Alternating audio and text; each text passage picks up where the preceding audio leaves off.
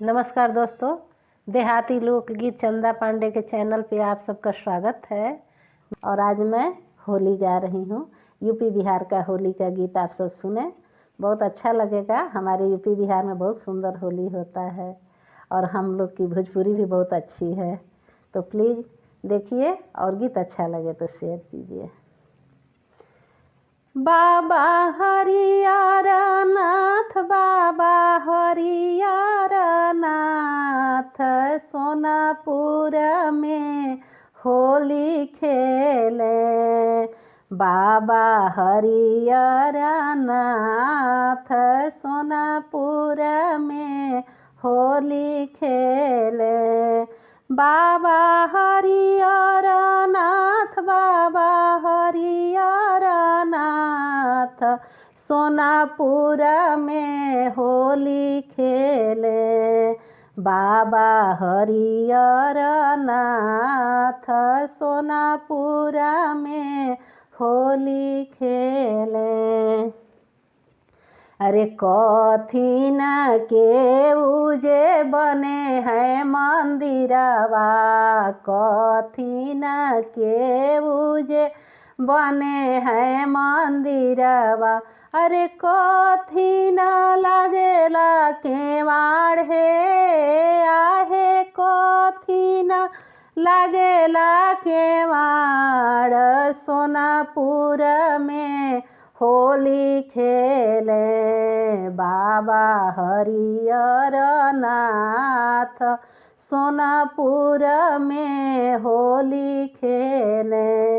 बाबा हरियर नाथ, बाबा हरियर नाथ, सोनापुर में होली खेले।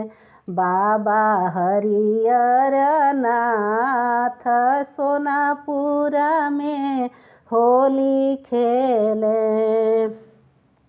अरे अथला पाथलवा के बने हैं मंदिरवा, अथला पाथलवा के बने हैं मंदिरवा। चंदन लगेला केवाड़ हे, आहे चंदन लगेला केवाड़, सोनापुर में होली खेले। बाबा हरियर नाथ, सोनापुर में होली खेले। बाबा हरियर नाथ, सोनापुर में होली खेले।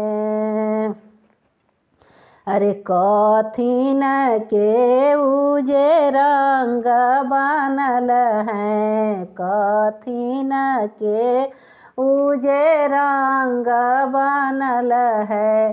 कथिन उड़ेला अबीर हे, आहे कथिन उड़ेला अबीर, सोनापुर में होली खेले।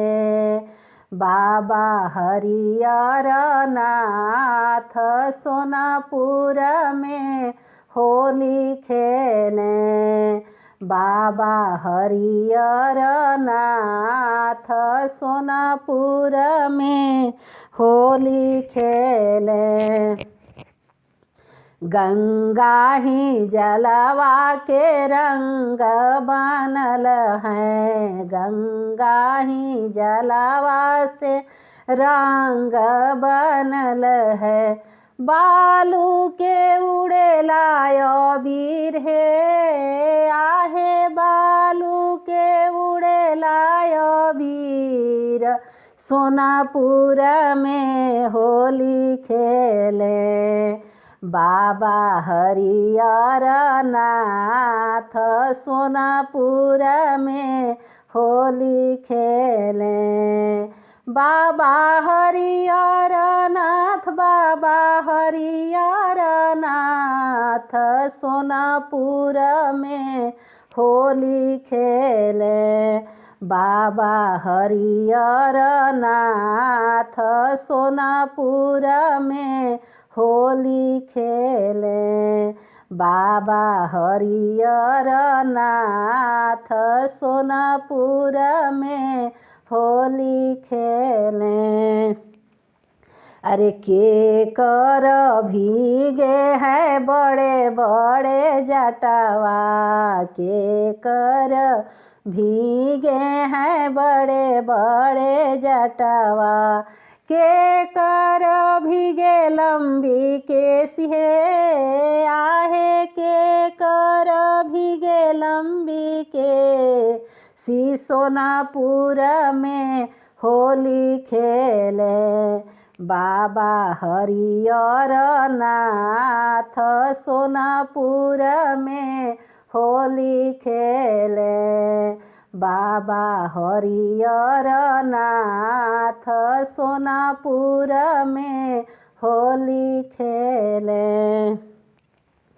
अरे शिवजी के भीगे हैं बड़े बड़े जटवा, शिवजी के भीगे हैं बड़े बड़े जटवा, अरे गौरा के भीगे लंबी केसी है आहे, गौरा के भीगे लंबी केसी सोनापुर में होली खेले। बाबा हरियर नाथ सोनापुर में होली खेले। बाबा हरियर नाथ सोनापुर में होली खेले। बाबा हरियर नाथ, बाबा हरियर नाथ सोनापुर में होली खेले। बाबा हरियर नाथ सोनापुर में होली खेले। बाबा हरियर नाथ सोनापुर में होली खेले। बाबा हरियर नाथ सोनापुर में होली खेले।